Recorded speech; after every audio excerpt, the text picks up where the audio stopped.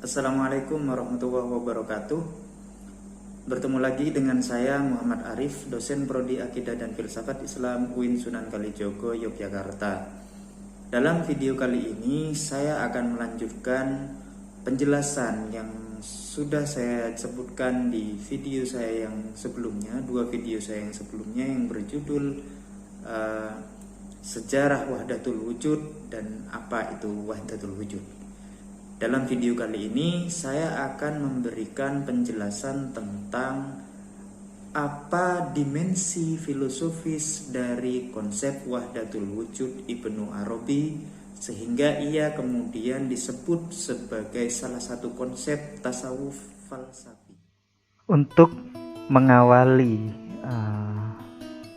penjelasan tentang tasawuf falsafi dari Muhyiddin Ibnu Arabi ini, saya akan menguraikan terlebih dulu suatu kisah yang disampaikan secara autobiografis oleh Ibnu Arabi di dalam karyanya, yaitu sebuah kisah perjumpaan antara Ibnu Arabi dengan Ibnu Rushd.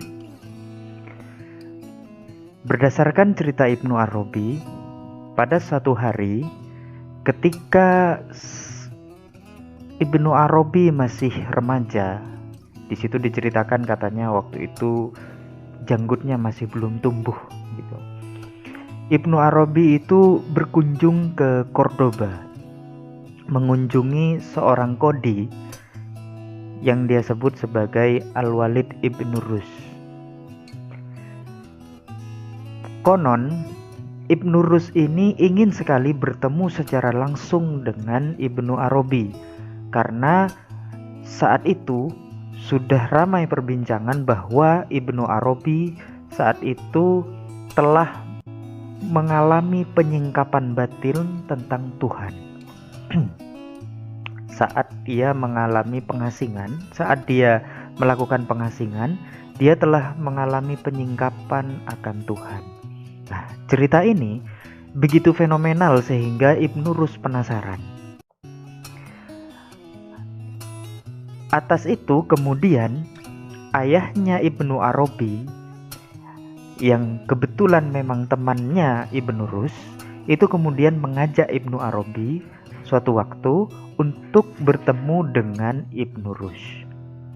Nah, ketika bertemu, masuk ke ruangannya Ibnu Rushd langsung bangkit dari duduknya dan menyambut dengan hangat. Dia memeluk Ibnu Arabi lalu mengatakan, "Ya." Ibnu Arabi menjawab, "Ya." Ibnu Rushd tampak senang, tapi tak lama kemudian Ibnu Arabi kemudian menjawab jawaban yang berbeda. Dia menjawab, "Tidak."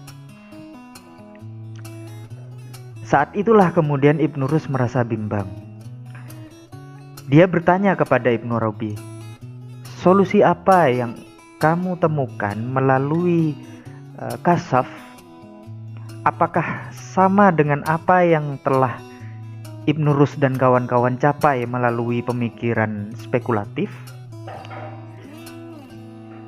Ibnu Arabi kemudian menjawab, "Ya, tidak. Antara ya dan tidak. Ruh terbang melampaui materi dan leher-leher memisahkan diri dari tubuhnya." Setelah mendengar jawabannya Ibnu Arabi ini, Ibnu Rushd kemudian pucat dan terlihat gemetar. Dia kemudian menggumamkan sebuah kalimat, "Tiada daya dan kekuatan kecuali dari Allah." Itu kemudian dipahami oleh Ibnu Arabi bahwa Ibnu Rushd sudah memahami maksud yang disampaikan oleh Ibnu Arabi. Bagaimana tafsir atas kisah singkat perjumpaan Ibnu Arabi dan Ibnu Rushd ini? Beberapa kalangan ada yang menyatakan bahwa kisah ini kemudian menjadi pertanda bahwa tradisi filsafat itu telah dilibas oleh tradisi tasawuf. Tetapi menurut Taushihiko Itsutsu, peristiwa perjumpaan Ibnu Arabi itu dengan Ibnu Rushd bukan menunjukkan bahwa mistisisme atau tasawuf itu telah mengalahkan filsafat. Karena pengalaman mistik Ibnu Arabi yang dituliskan dalam karya-karyanya itu justru sangat berkaitan dan ditopang dengan pemikiran-pemikiran filsafatnya. Ibnu Arabi itu adalah seorang sufi, sekaligus juga memahami banyak hal tentang filsafat perpatetik, sehingga ia mampu memfilosofiskan pengalaman-pengalaman spiritualnya untuk kemudian menjadi pandangan-pandangan dunia atau paradigma-paradigma yang bersifat metafisis di dalam karyanya. Lebih jauh, peristiwa yang dialami oleh Ibnu Arabi tersebut yang mengatakan bahwa ya dan tidak di dalam waktu sekaligus itu mengisyaratkan bahwa posisi Ibnu Arabi yang tidak sedang menegasikan keduanya. Dia tidak menegasikan kata iya dan tidak menegasikan kata tidak. Dua cara itu, cara filosofis dan cara tasawuf tadi, adalah dua cara yang harus digunakan serentak di dalam membincang atau memahami wujudul haq. Dua-duanya itu benar, tasawuf maupun filsafat. Benar dalam kesatuannya, bukan di dalam keterpisahannya. Jadi dua-duanya benar ketika menyatu, tapi ketika terpisah itu kurang pas menurut Ibnu Arabi. Kenapa?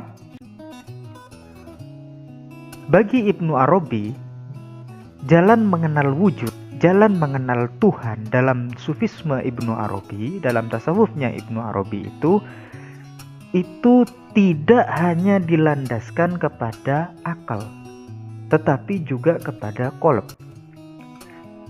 Kenapa? Karena rasio manusia itu senantiasa memecah citra al-haq ke dalam kategori-kategori oposisi biner. Sementara qalb itu cenderung bisa menerima oposisi-oposisi biner. Kontradiksi-kontradiksi itu masih bisa untuk diterima oleh qalb, sementara akal itu sulit kontradiksi. Saya pernah menjelaskan tentang dasar-dasar logika di video yang lain. Dalam logika, dalam akal itu memang sesuatu yang kontradiktif itu tidak bisa berjalan bersamaan. Sementara kalau pakai qalb kita bisa menginsafinya. Menginsafi dua hal yang berbeda terjadi secara sekaligus. Misalkan seperti tanzihnya Tuhan terjadi sekaligus juga di dalam Tuhan itu tasbih. Tuhan itu transenden, tidak bisa dijangkau, tetapi sekaligus Tuhan itu bisa menjangkau, bisa dijangkau. Tuhan dalam zatnya itu tidak mungkin terjangkau, tetapi Tuhan di dalam asma dan sifatnya itu mungkin untuk dijangkau. Inilah perpaduan antara akal dan qalb dalam pemikiran Ibnu Arabi dalam jalan mengenal wujud yang disebut dengan tasawuf falsafi. Dia mengkombinasikan tasawuf sekaligus dengan filsafat, sehingga filsafatnya kemudian dikenal dengan tasawuf falsafi. Barangkali itu yang bisa saya sampaikan dalam video singkat ini. Kurang lebihnya mohon maaf. Bila ada sesuatu yang kurang berkenan, saya mohon maaf. Kalau ada sesuatu yang ditanyakan, silahkan komentar. Terima kasih. Assalamualaikum warahmatullahi wabarakatuh.